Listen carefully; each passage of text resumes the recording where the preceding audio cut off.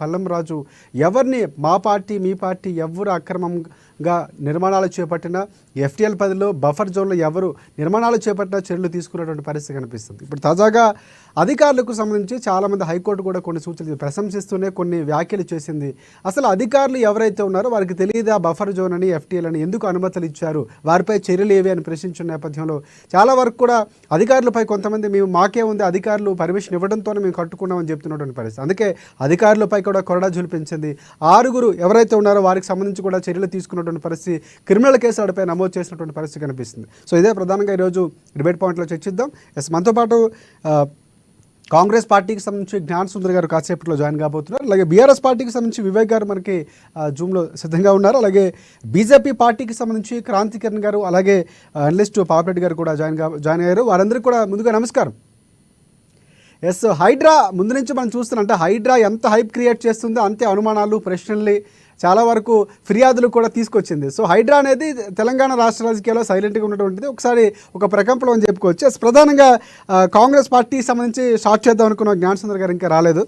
BRS పార్టీకి సంబంధించి వివేక్ గారు, అంటే ముందు మీరు కూడా గతంలో కూడా చాలా సందర్భాలు మనం డిబేట్ పాయింట్లో కూడా మాట్లాడుకున్నాం, అధికారులపై చర్యలు ఏవని ప్రశ్నించినటువంటి పరిస్థితి. అధికారులపై చర్యలు తీసుకున్నారు 6 సంబంధించి, మీరు వినే ఉంటారు. సో ప్రధానంగా వారి పేర్లు ఒకసారి నేను వినిపించే ప్రయత్నం చేస్తాను. నిజాంపేట మున్సిపల్ కమిషనర్ ఎవరైతే ఉన్నారో రామకృష్ణకు సంబంధించి ఆయనపై చర్యలు తీసుకున్నారు. Chandanagar municipal deputy commissioner Sudhansh సంబంధించి ఆయనపై క్రిమినల్ కేసు పెట్టినటువంటి పరిస్థితి కనిపిస్తుంది. హెచ్ఎండిఏ ఏపీఓ ఆయనకు సంబంధించి సుధీర్ కుమార్ ఆయనపై, అలాగే బాచుపల్లి తహసీల్దార్ పూల్ సింగ్, మేడ్చల్ జిల్లా సర్వే అధికారి శ్రీనివాసులు, అలాగే చివరిగా HMDA city planar Raj Kumar, అంటే ఈ 6 పైన ప్రధానంగా చర్యలు తీసుకున్నటువంటి పరిస్థితి, క్రిమినల్ కేసులు నమోదు చేసినటువంటి పరిస్థితి. సో అంటే అధికారులు చాలామంది ఉన్నారు, ఇప్పుడు దీంతో మొదలైంది అనుకోవచ్చు మనం. సో మీరేమంటారు వివేక్ గారు?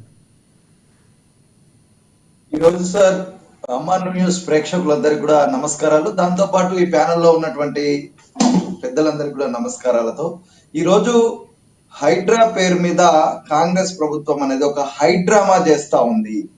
హైడ్రా పేరు మీద ఒక హైడ్రామా చేస్తా ఉంది. ఈరోజు 3-4 పెద్దల ఇళ్లను కూల్చి వాటిని చూపించి ఈరోజు తెలంగాణలో ఉన్నటువంటి అతిపెద్ద సమస్య రైతు రుణమాఫీ చేసినాము అనే దాన్ని మీరు దాని నుండి జనాలను మరల్చడానికి ఈరోజు హైడ్రా పేరు మీద మేము బిల్డింగ్లు కూలగొడతా ఉన్నాం, అక్రమంగా ఉన్నట్టు నిర్మించినటువంటి చెరువులన్నింటినీ కూడా తిరిగి చెరువులన్నింటినీ యథాస్థానానికి తీసుకొస్తున్నామని చెబుతూ ఈ రోజు ఈ హైడ్రా పేరు మీద ఎంతో మందిని బలవంతపు వసూళ్లకి ఈ రోజు కాంగ్రెస్ ప్రభుత్వం అనేది చేపడతా ఉంది. ఈ రోజు కాంగ్రెస్ పార్టీ అధికారంలోకి వచ్చినటువంటి 9 నెలల కాలంలో మరి ఎన్ని ఇళ్లను నిర్మించిందో తెలియదు, కానీ ఈ రోజు అమాయకుల ఇళ్లను ఈ రోజు కూలగొడతా ఉంది.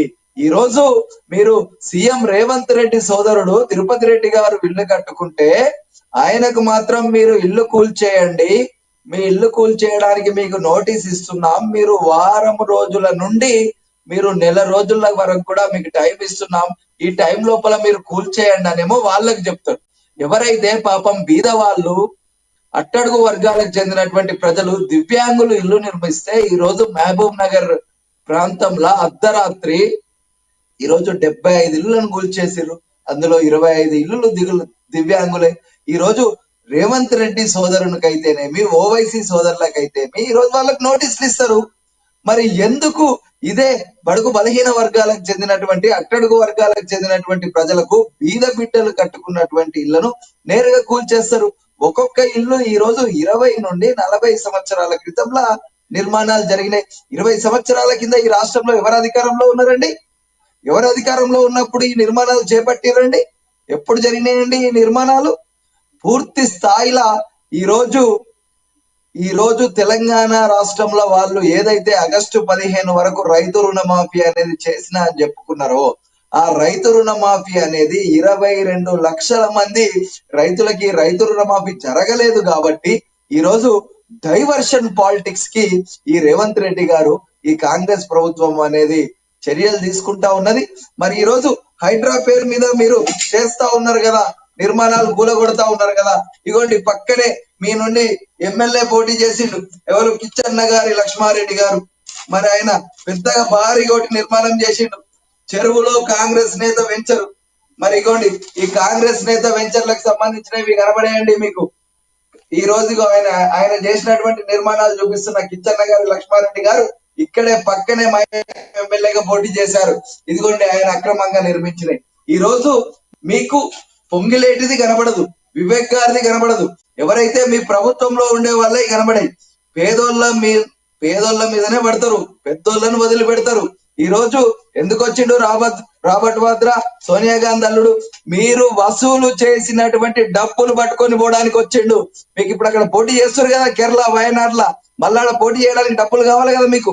ఆ డబ్బుల కోసం ఇక్కడ ఉన్నటువంటి నాయకులను, ఇక్కడ ఇల్లులు కట్టుకున్నటువంటి వాళ్ళను బెదిరించి వాళ్ళ దగ్గర డబ్బులు వసూలు చేసి ఆ డబ్బులు ఈ రోజు మీరు అక్కడ ఎన్నికలకు ఖర్చు పెట్టుకోబోతా ఉన్నారు. మీరు ఏం చెప్తా ఉన్నారు? ఈ రోజు అధికారుల మీద వేటేసినా అంటున్నారు.